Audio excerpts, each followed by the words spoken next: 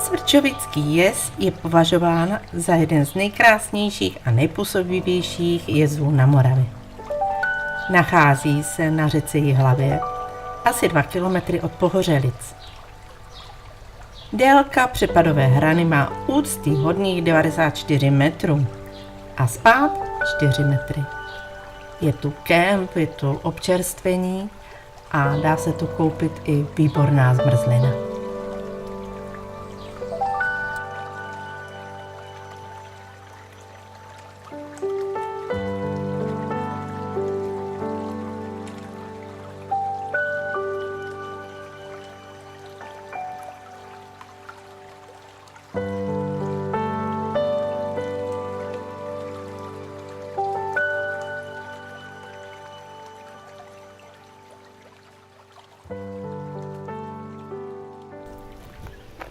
Po zastávce u splavu jsme zamířili do malé rodinné zoo Sedlec. Není to velká zoologická zahrada, ale můžou sem pejsci, tak jsme si tu prochajdu po takové rodinné zoo moc pěkně užili. Když vidím holuby, vždycky si vzpomenu na pohádku 3 oříšky pro Popelku. Kdo by je nemiloval?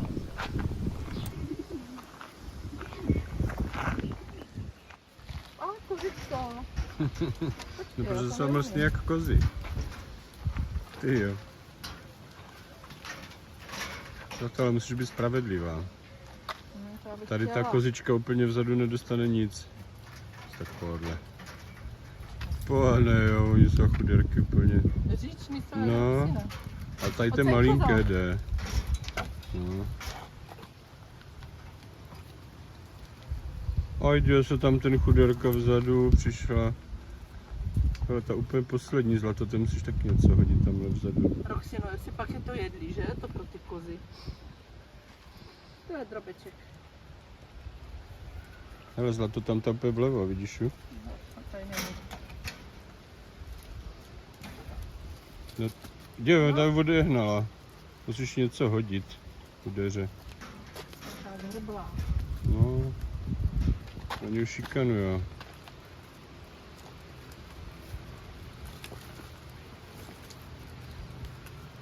Je, to škaredá zadek. Dívej. No toto, když jsem byla jako slečna, tak mě kluci nechtěli na klín, že mám hubený kozí zadek. No, a dneska? No, Dneska už mě na klín nechce nikdo, protože jsou stará koza.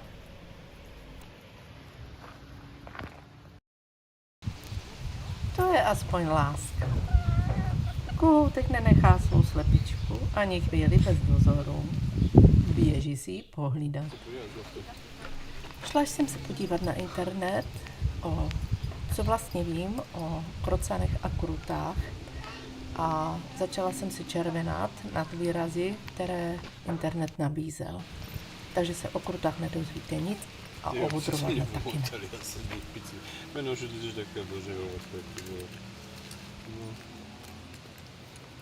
To nemyslím, jestli byla takové šikovné.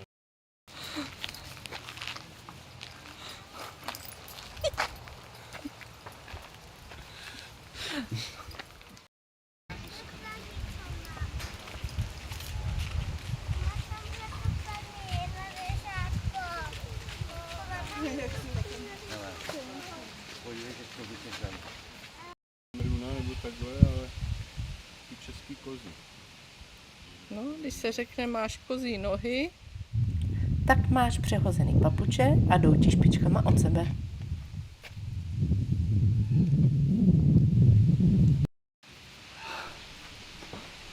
Velbloudí pohled, to je pojem. Odkazuje na charakteristický postoj a rozhled těchto zvířat. Mají neobvykle široké zorné pole a zároveň jsou známí svým klidným, vyrovnaným a mírně flegmatickým výrazem. Tam už se nezívne. Tam blodek. Krmení krkavce z ruky je fascinující moment, který vyžaduje naprostou vzájemnou důvěru mezi chovatelem a ptákem. Krkavci jsou mimořádně inteligentní, opatrní a mají obrovskou sílu v zobáku, takže toto gesto značí hluboké partnerské pouto.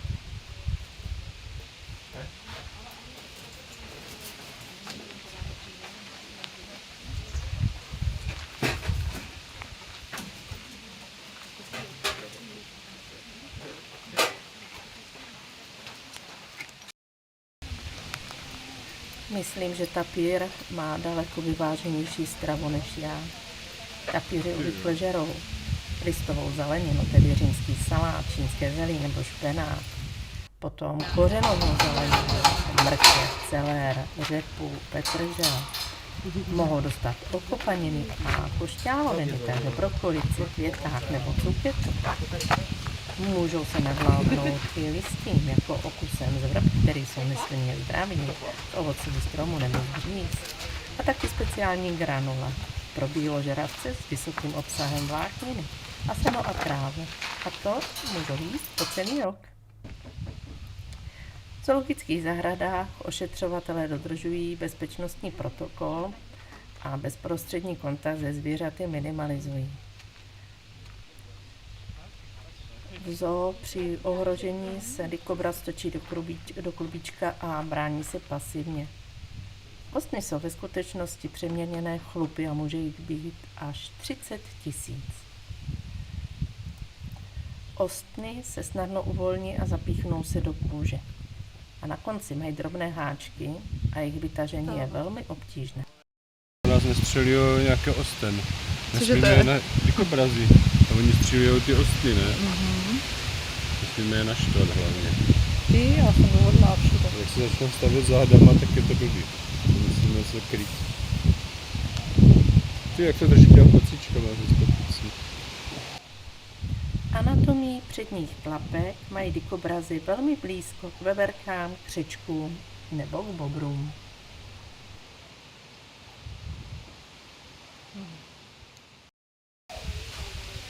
Tyhle antilopy byly velké fešandy. Nosí nápadně černobílé ponožky. Nadkopítky na spodní části mají proužky černé a bílé srsti a ty vytvářejí dokonalou iluzi obutých ponožek nebo podkolenek. Jak syčí husa? Je to prostorový efekt. Zúžený zobák a tvar hrtanu fungují jako rezonanční trubice, která zvuk zesiluje a dodává mu hrozivý podtext. Už jdu pryč. Korunka bílého páva je jedním z nejněžnějších divů přírody a působí jako umělecké dílo ze sněhových vloček a krajky. Pětka korunky rostou v dokonalém polokruhu. Připomínají královskou tiáru nebo luxusní hřeben do vlasu. Korunku má samec i samice, ale když jde pávice, tak je to jako když jde nevěsta.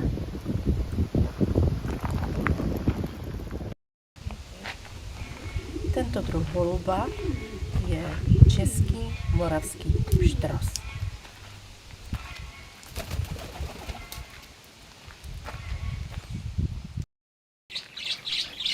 Když jsem byla malá, tak můj děda měl na zahradě také velkou voliéru a v ní měl také andulky, rosely a korely. A celé té prázdniny jsem proseděla víceméně u té voliéry a ti ptáčci mě bavili a byli úžasní. Korela se dorozumívá pískáním a tou chocholkou je velice inteligentní, takže dokáže i různě napodobovat, jsou to takový šašouři ve voliéře.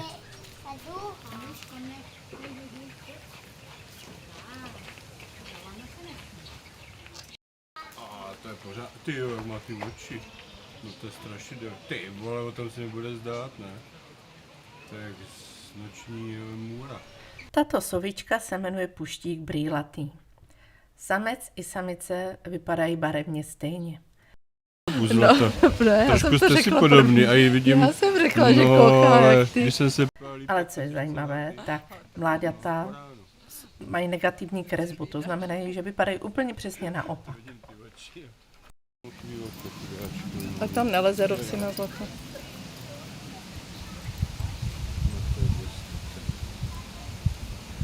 To se mi to nelíbí, krotivoce se mi kočka domácí. Ty pejsci udělali. Tady v zoo si můžete půjčit alpaku na procházku. Je to alpaka trekking a hlavně je to terapie. Procházíte se s alpakou, berete ji na vodítku a na zvířatech se nejezdí. A dělá vám to dobrou náladu a lama, které to dělá také dobře, vůbec neplive. Zvířátka. Jak se drží při sobě. Dorinek náš. Je mu to jedno všecko, že? Peníž. No, Taky se na lavičce se vypadá jako člověk trošičku. No, řekněme, mám ručičky, mám také malé mozeček, ale na lavičce můžu sedět lidským způsobem.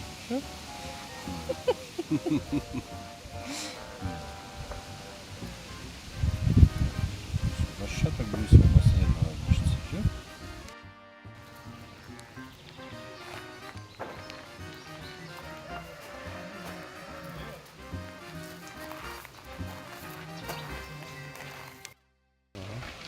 A hlídá Jo, tady tam ty odpočívají dole. dole. To máma na A starost. myšku tady mají rozglábeno na tom, na šutru.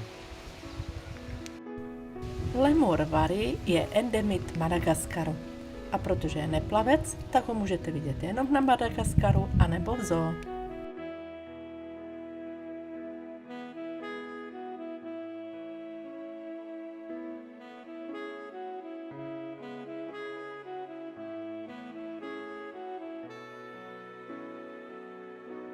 Jak sleduje ty pejsky?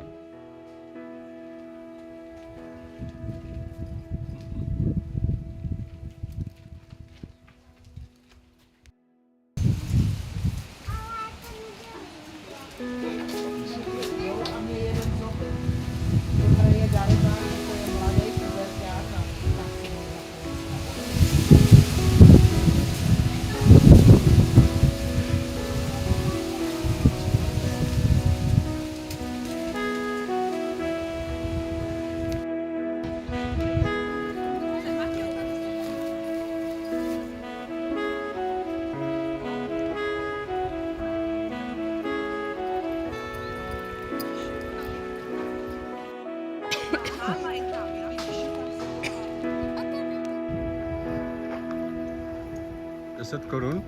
Jdeš krmit, jo? Jestli mám penízky drobný. No, já už nemám nic. No ale to je už. Zakrmení pro ptáky. Ty nadělá. Jak to bylo tenkrát, ne? To se zdá, že no, to byly nějaké pytlíky, ne? Kde jsme to? Nějaký hlázník jsme byli a tam měli pytlíčky, takový na to papírový. Chceš? Nechci za to. Pěkně tě budu filmovat, jak krmíš vodní ptactvo. No, to žádný není. Tamhle, hele. No, ona na to prdí. To jsem se na to měla podívat. Teda asi. Tak si to Já ne, tak to nechci to obejdem. A...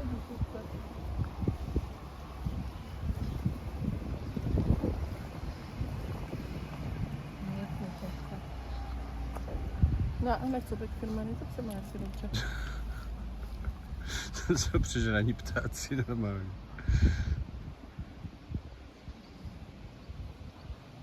Dívej se. Na ten ostrůvek. Mhm. Je to tam pořád nakačeno, ale... V této zoo se mi velmi líbilo a jediný, kdo se nudil, byl náš Benoušek, protože už je starý, na nic neviděl a nic nemohl honit.